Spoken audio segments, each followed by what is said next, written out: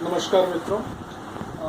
आज हम अधिगम टॉपिक के अंतर्गत हम लोग रॉबर्ट एम गेने गेगनी या गेने का अधिगम के जो प्रकार दिए थे या सोपान दिए थे उसको हम लोग देखेंगे एक एक करके के उनके द्वारा जो अधिगम का वर्गीकरण किया था उसके प्रकारों को लेकर, या कह सकते हैं कि उन्होंने एक सोपान दिया था, सीखने के प्रकारों का एक सोपान दिया था, जो कि देखते हैं हम यहाँ पर पहला सांकेतिक सीखना या अधिगम, उद्दीपन, अधिगम या अनुक्रिया, सरल, श्रृंखला, शाब्दिक, विभेदीकरण, संप्रत्यय, नियम और समस्या समाधान। इनका जो सीखने का वो प्रकार था या सोपान था। सोपान इसलिए हम लोग कहते हैं कि जब तक व्यक्ति ये सांकेतिक सीखना नहीं सीख पाएगा तब तक वो उद्दीपन अनुक्रिया नहीं सीख पाएगा, उसके उपरांत ही वो सरल श्रृंखला सीख पाएगा, उसके बाद ही वो शाब्दिक साहचर्य का सीखना या अधिगम सीख पाएगा। वो अतः इसलिए हम लोग सोपान कहते हैं कि एक सीक्वेंस वाइज छोटे से बड़े की ओर इनका सीखने का प्रकार या सीखने का सोपान जाता है, जो कि कैसा जाता है, सरल से जटिल की ओर जाता है। ठीक ना। यह पहला जो सीखना है, सांकेतिक सीखना, उद्दीपन सीखना, ये सबसे सरल है, और सबसे कठिन जो है सीखना वो है समस्या समाधान अधिगम या सीखना है। इसलिए इसको हम कहते हैं कि सरल से जटिल की ओर जाता है। इसके पहले हम लोग थोड़ा रॉबर्ट मिल्स गेगनी के बारे में देख लेते हैं। एक्चुअली इनका रॉबर्ट मिल्स गेगनी नाम था, लेकिन हम लोग पाठ्य पुस्तकों में गेने ही दिखाई देखते हैं, इसलिए गेने का सीखने का प्रकार या सोपान हम इसको कहते हैं। गेने ने सीखने के प्रकारों की चर्चा 1965 ईस्वी में प्रकाशित अपनी पुस्तक द कंडीशन ऑफ लर्निंग में उन्होंने इन 8 प्रकार के सीखने के प्रकारों की व्याख्या की थी। हम लोग कंपटीशन एग्जाम में देखते हैं कि विभिन्न प्रकार के एग्जामिनेशन जो शिक्षा से संबंधित होते हैं उसमें आता है कि गेने के अनुसार सीखने के कितने प्रकार हैं। तो गेने के अनुसार सीखने के प्रकार कितने हैं? 8 हैं। ये तो जानते ही हम लोग।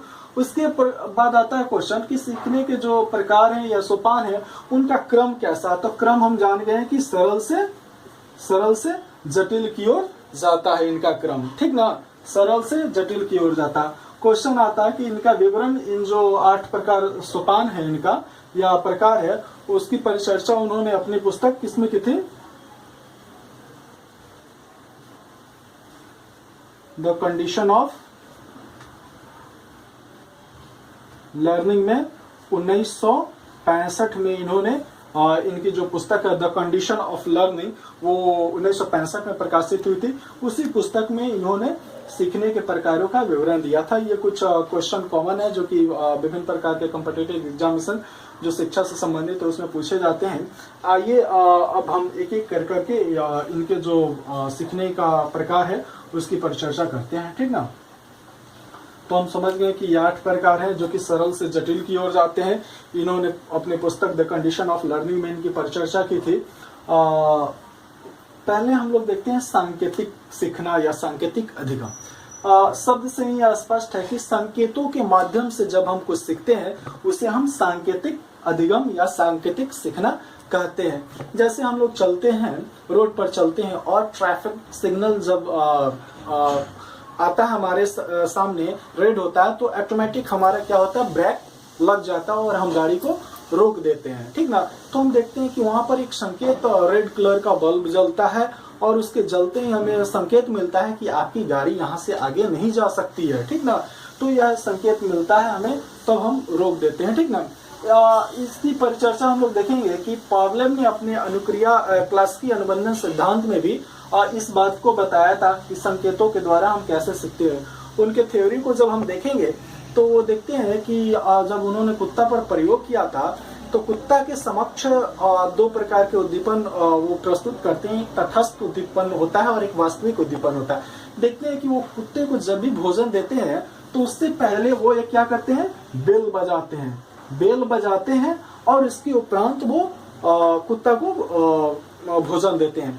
तो बहुत दिनों के बाद हम देखते हैं यह प्रक्रिया जब चलते रहती है, यानी कहने का तात्पर्य कुत्ता यह समझ जाता है कि जब जब बेल बजेगा तब तब मुझे भोजन मिलेगा।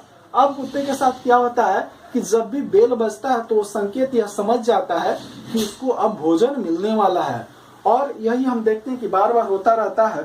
तो जब भी कुत्ता बेल बजता है तो हम देखते हैं कि कुत्ते के मुंह में लार जो होता है, स्लैब जो होता है, स्त्रावित होने बहने लगता है। तो देखते हैं कि वहां पर कुत्ता जो है वो एक तटस्थ उद्दीपन जो कि घंटी का आवाज था, संकेत के द्वारा यह समझ जाता है, सीख जाता है कि अब मुझे भोजन मिलने वाला है। ठीक ना। इसको हम लोग देखेंगे आगे जाकर के। क्लासिकी अनुबंधन का सिद्धांत है। तो हम सिंपल रूप से कहते हैं कि जब भी हम संकेतों के माध्यम से कुछ सीखते हैं उसे हम क्या कहते हैं? सांकेतिक सीखना या सांकेतिक अधिगम कहते हैं। क्लियर है? इसको हम लोग टाइप एस थ्योरी भी और टाइप एस प्रकार का सीखना भी कहते हैं। ठीक ना। क्लासिकी अनुबंधन सिद्धांत को टाइप एस प्रकार का भी कहते हैं। ठीक ना। उसके बाद हम देखते हैं उद्दीपन अनुक्रिया सिद्धांत। उद्दीपन अनुक्रिया सिद्धांत नहीं, उद्दीपन अनुक्रिया अधिगम। यह हम देखते हैं कि गेने का जो यह था स्किनर के क्रिया प्रसूत साधनात्मक सीखने का जो सिद्धांत था उस पर आधारित था। उसमें हम लोग देखते हैं उस सिद्धांत में कि स्किनर क्या करते हैं, एक चूहे को एक बॉक्स में, जिसको हम स्किनर बॉक्स कहते हैं, उसमें वो बंद कर देते हैं और उसके लीवर पुल से ऐसा सिस्टम जोड़े रहते हैं कि चूहा जब भूख से इधर उधर घूमता है और अचानक लीवर पुल पे उसका पंजा पड़ता है और उसके बाद क्या होता है, उसको खाने की छोटी छोटी गोलियां उसको मिल जाती हैं। ठीक ना। तो चूहा बहुत दिनों तक इस प्रकार की क्रिया करता है। जब जब पंजा जाता है लीवर पुल पे वो भोजन प्राप्त कर लेता है। अब क्या होता है, चूहा इधर उधर नहीं घूमने के बजाय क्या करता है, डायरेक्ट लीवर पुल पे हाथ डालता है और भोजन को प्राप्त कर लेता है।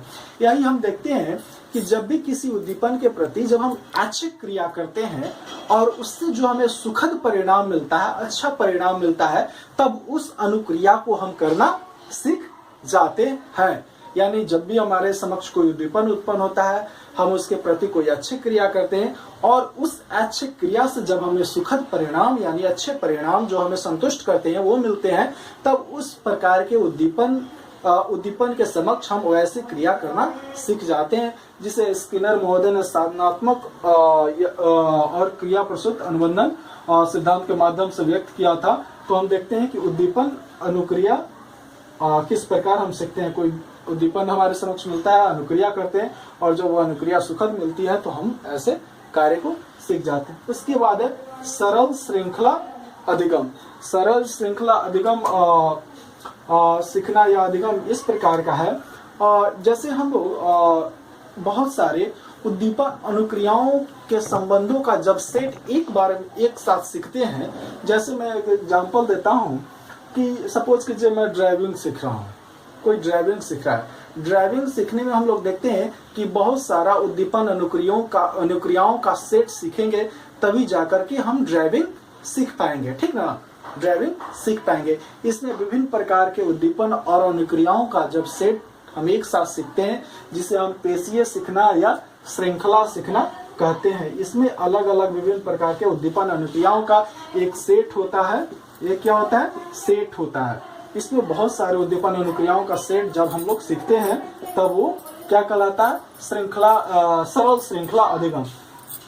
जैसे हम लोग बाइक सीखते हैं तो बाइक में देखते हैं कि बहुत सारे उद्दीपन अनुक्रियाओं को का सेट रहता है। जैसे हैंडल पे कमांड होना, क्लच पे कमांड होना, ब्रेक पे कमांड होना, ये सब जो हम लोग सीखते हैं एक सीक्वेंस वाइज सरल श्रृंखला में सीख जाते हैं। इसे हम लोग पेशीय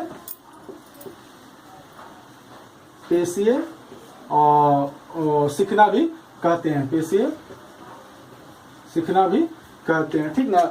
इसके बाद हम लोग देखते हैं शाब्दिक सहचर्य अधिगम या सीखना। ठीक ना। शाब्दिक सहचर्य अधिगम जब हम देखते हैं कि उद्दीपन अनुक्रिया का संबंध जब जो होता है उसकी अभिव्यक्ति जब हम शब्दों के माध्यम से करते हैं, अर्थात उद्दीपन अनुक्रिया का जो संबंध है उसकी अभिव्यक्ति जब हम शब्दों के माध्यम से करते हैं या सीखते हैं या अधिगम प्राप्त करते हैं, वैसे सीखना को हम लोग शाब्दिक सहचर्य अधिगम या सीखना कहते हैं। जैसे हम लोग कविता सीखते हैं। कविता में क्या रहता है, शब्दों का एक सीक्वेंस बना रहता है, ठीक ना। कहानी पढ़ते हैं, कहानी में क्या होता है, कहानी के माध्यम से जब हम सीखते हैं कुछ तो उसमें देखते हैं शब्दों का एक सीक्वेंस रहता है जो तारतम्यता में जुड़ा रहता है, ठीक ना, वो बिखरा नहीं रहता है। तो इस प्रकार हम देखते हैं कि शाब्दिक सहचर्य के माध्यम से हम लोग उद्दीपन अनुक्रिया के संबंधों की अभिव्यक्ति जब हम शब्दों के माध्यम से सीखते हैं या अधिगम करते हैं, वैसे सीखना को हम लोग शाब्दिक सहचर्य अधिगम कहते हैं। जैसे कविता सीखना, कहानी सीखना इत्यादि जो इस प्रकार के सीखना में आते हैं। उसके उपरांत आता है विभेदीकरण। विभेदीकरण जैसा कि नाम से ही स्पष्ट है, विभेदीकरण यानी विभेद करना, ठीक ना। विभेदीकरण अर्थात विभेद करना। जब हम लोग विभिन्न प्रकार के उद्दीपन के प्रति विभिन्न प्रकार के अलग अलग अनुक्रियाओं का संपादन करना सीखते हैं, तब उसे हम लोग क्या कहते हैं, विभेदीकरण अधिगम। जैसे विभिन्न प्रकार के उद्दीपनों के प्रति विभिन्न प्रकार के अनुक्रियाओं को हम जब करते हैं तो उसको हम लोग क्या कहते हैं, विभेदीकरण। जैसे हम लोग देखते हैं या आप कह सकते हैं कि विभिन्न प्रकार के उद्दीपनों के प्रति जो अलग अलग अनुक्रिया हम लोग स्थापित करते हैं और उसके अंतर को जानना, उसके डिफरेंसेस को जानना ही विभेदीकरण अधिगम कहलाता है। जैसे कोई बच्चा त्रिभुज और चतुर्भुज के बीच में अंतर करना सीख जाता है, कोई बच्चा क्रिकेट और फुटबॉल के बीच में अंतर करना सीख जाता है, कोई बच्चा जंगली पशु और पालतू पशु के बीच में अंतर करना सीख जाता है। इस प्रकार के सीखना को हम लोग विभेदीकरण सीखना कहते हैं, ठीक है। उसके उपरांत है संप्रत्यय सीखना। संप्रत्यय सीखना बहुत ज्यादा इम्पोर्टेंट है। इसके बाद जो हम लोग देखेंगे 3, यह बहुत ज्यादा इम्पोर्टेंट है, ठीक ना। संप्रत्यय सीखना कि संप्रत्यय सीखना इस प्रकार का सीखना है जब हम विभिन्न प्रकार के वस्तुओं में, विभिन्न प्रकार के अलग अलग वस्तुओं में किसी सामान्य गुण के उपरांत उनमें विशेषीकृत कर देना ही क्या कहलाता है, संप्रत्यय सीखना कहलाता है। जैसे हम लोग देखते हैं कि भालू, बाघ, सिंह, हाथी इत्यादि जो भी जंगली पशु है, इन सभी पशुओं में एक समानता हम पाते हैं कि ये सब जंगल में निवास करते हैं। इन पशुओं को देखकर इनके संबंध में एक धारणा, हमारे एक संप्रत्यय हम बनाते हैं कि ये सभी क्या होता है, जंगल में पाए जाते हैं। अर्थात जंगली पशु का जो एक माइंड डेवलप हुआ हमारे अंदर, वो क्या कहलाया, संप्रत्यय सीखना। इनको देख करके जैसे हम विभिन्न प्रकार के मनुष्यों को देखते हैं, उनमें जो मनुष्यता का गुण होता है, विवेकशीलता का गुण होता है, इनको जब देख करके हम बोलते हैं तो वो क्या कहलाता है, हमारा संप्रत्यय सीखना कहलाता है, ठीक ना। अर्थात विभिन्न प्रकार के उसके बाद है नियम सीखना। इसके बाद है नियम सीखना। इसको लोग देखते हैं संप्रत्यय सीखना हम लोगों ने देख लिया। अभी हम लोग नियम अधिगम देखते हैं कि नियम अधिगम जो कि बहुत इंपॉर्टेंट है अकॉर्डिंग टू गेन है, उसको हम लोग देखते हैं। नियम अधिगम कहने से तात्पर्य यह है कि नियम अधिगम सबसे ज्यादा जो आधारित होता है वो संप्रत्यय अधिगम पर ही आधारित होता है। इसमें हम लोग देखते हैं कि दो या दो से अधिक संप्रत्ययों के बीच हम लोग देखते हैं कि कोई नियमित संबंध बता करके उसके संबंध में जो हम ज्ञान अर्जन करते हैं, अपने ज्ञान के भंडारण में जब वृद्धि करते हैं, तब इस प्रकार के अधिगम को हम लोग क्या कहते हैं, नियम अधिगम या नियम के द्वारा सीखना कहते हैं, ठीक ना। जैसे हम लोग विभिन्न प्रकार के व्याकरण के नियमों, मैथमेटिक्स के नियमों को सीखते हैं, विज्ञान के नियमों को सीखते हैं, इत्यादि प्रकार के नियमों को सीखना इस प्रकार के अधिगम में आता है। उसके बाद लास्ट हमारा और सबसे जो श्रृंखला के सबसे ऊपर में है वो है समस्या समाधान सीखना, ठीक ना। यह बहुत ज्यादा इम्पोर्टेंट है।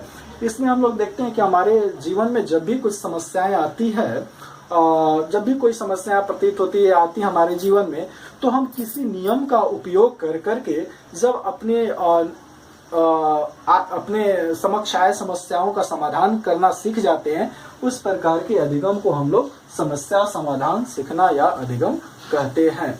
इन 8 प्रकारों को देखने से स्पष्ट होता है कि गेंदे महोदय ने इन 8 सोपानों या प्रकारों का बहुत अच्छा ढंग से वर्णन किया है इसके संबंध में एक और बातें गेने बताते हैं कि ये जो नीचे से 3 है, सांकेतिक अधिगम, उद्दीपन अनुक्रिया अधिगम और सरल श्रृंखला अधिगम, ठीक ना, इन तीनों अधिगम का वर्ग शिक्षण या शिक्षकों के लिए उतना महत्व नहीं है जितना कि 4 से लेकर करके 8 तक का है, ठीक ना। 4 से लेकर के शाब्दिक सहचर्य से लेकर के समस्या समाधान तक ही शिक्षकों के लिए या वर्ग शिक्षक के लिए ज्यादा इम्पोर्टेंट है, और ये उतना ही इम्पोर्टेंट है कि बस ये एक पृष्ठभूमि और आधारभूत संरचना तैयार करते हैं इनको सीखने के लिए, ठीक ना। ये तीनों सरल श्रृंखला उद्दीपन अनुक्रिया सांकेतिक अधिगम जो है, तीनों जो है इनको सीखने के लिए एक पृष्ठभूमि और आधार संरचना तैयार करते हैं। और विशेषकर गेगनी महोदय ने शाब्दिक सहचर्य, विभेदीकरण, संप्रदाय सीखना, नियम सीखना और समस्या समाधान को ही शिक्षकों के लिए ज्यादा इम्पोर्टेंट माना है। इसके अतिरिक्त हम लोग एक और देखते हैं, एक और शिक्षा मनोवैज्ञानिक है जिनका नाम अशुवेल है, वो भी सीखने के प्रकारों का वर्गीकरण करते हैं और 4 प्रकार के सीखने का वो वर्गीकरण करते हैं, 4 प्रकार के उन्होंने बताया। अशुवेल का जो सीखने का प्रकार है वो है अभिग्रहण के द्वारा सीखना, अर्थपूर्ण सीखना, अन्वेषण के द्वारा सीखना और रट करके सीखना, ये अशुवेल का है। इसमें हम लोग देखते हैं अशुवेल का उतना इम्पोर्टेंट नहीं है, लेकिन फिर भी हम लोग इसकी पर चर्चा कर लेते हैं। अशुवेल ने पहला जो उनका है सीखने का प्रकार वो अभिग्रहण के द्वारा हम लोग सीखते हैं, ठीक ना। अभिग्रहण कहने का तात्पर्य है अशुवेल के अनुसार, अभिग्रहण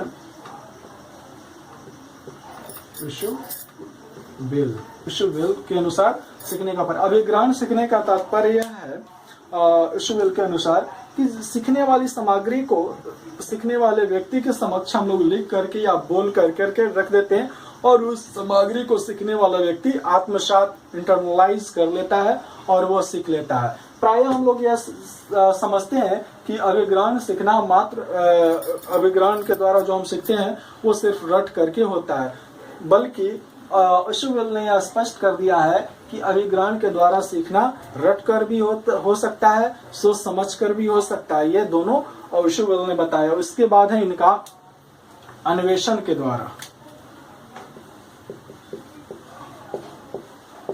अन्वेषण सीखना या अन्वेषण के द्वारा सीखना, अन्वेषण के द्वारा या खोज कर सीखना। इसमें क्या होता है कि सीखने वाले व्यक्ति को दी हुई सामग्री में से किसी नए संप्रदाय या किसी नए नियम को खोज कर सीखना होता है। जो हमारे समक्ष सामग्री उपलब्ध है उसमें से खोज कर करके किसी नए तथ्य या नए नियम या नए संप्रदाय को सीखना होता है। जैसे हम देखते हैं कि भारत कब आजाद हुआ, हमें मिल जाता है भारत कब आजाद हुआ, तो हम लोग ये इसको 2 प्रकार के, एक तो रट कर भी यह संपन्न कर सकते हैं, मुझे यह पता है कि भारत 1947 में आजाद हुआ था, या तो नहीं तो हम लोग विभिन्न प्रकार के पुस्तकों को देख कर करके उसमें तथ्य को ज्ञात कर करके सर्च कर करके भी यह बता सकते हैं या खोज कर करके हम सीख सकते हैं। उसके बाद है रट कर सीखना, ठीक ना, रट कर सीखना दी हुई सामग्री पदों को लिख कर करके हमारे सामने दे दिया जाता है या बोल कर दे दिया जाता है, उसे हम रट कर करके सीख जाते हैं, ठीक ना। उसके बाद है 4 जो है अर्थपूर्ण सीखना। अर्थपूर्ण सीखना दिए गए तथ्य सामग्री या विषय वस्तु को उसके एक तथ्य को किसी नियम से जोड़ करके जब हम उसके संबंध में ज्ञान प्राप्त करते हैं या सीखते हैं या अधिगम प्राप्त करते हैं तो वो सीखना हमारा क्या कहलाता है, अर्थपूर्ण कहलाता है। विशेषकर अशुवेल ने अर्थपूर्ण सीखना को ही बहुत ज्यादा महत्व दिया था और बताया था कि बच्चों को शिक्षक वर्ग में जब पढ़ाते हैं तो अपने बच्चों को अर्थपूर्ण सीखना के द्वारा ही बताना चाहिए, ठीक ना।